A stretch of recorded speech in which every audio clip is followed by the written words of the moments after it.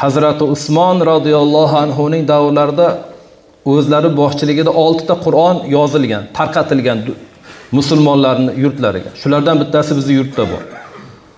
Qachondan beri o'ylab yurardim, Qur'on o'ziga yarashadigan joyda turmayapti deb o'ylab yurardim. Mana niyatimizga yetdik. Qur'on endi haqiqiy o'zini o'z joyiga ega bo'ldi. Ya'ni islom sivilizatsiya markazini mana shu Allohimizning kalomi Qur'on uchun bunyod qildik. Qur'onni mana shundoq hurmat, ehtiromli haqiqiy joyiga ega bo'ldi deb aytayaptilar.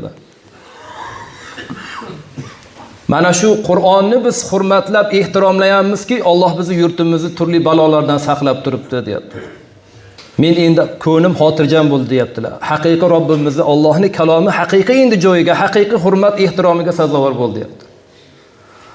Mana undan keyin kecha mana Imom Buxoriy hazratlarining majmualari juda ham bir go'zal tarzda Allohning kalomini ulug'lagan, ahli ilmlari ulug'lab, ahli Qur'onlari ulug'lab, bemor insonlarni bir og'irini yengil qilish, qalbiga xursandchilik kirgizish.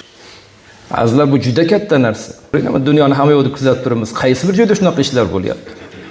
Alhamdulillahda Allohni tanigan, Allohning kalomini hurmat qiladigan, o'tgan ulug'larni qadrlaydigan, ahli ilm ulamolarni qadrlaydigan mana shundoq yurt boshini berdi. Faqat endi siz bilanmiz azizlar, Alloh bergan bu ne'matlarni qadrlab, qadriga yetib shukronasini qilishligimiz kerak.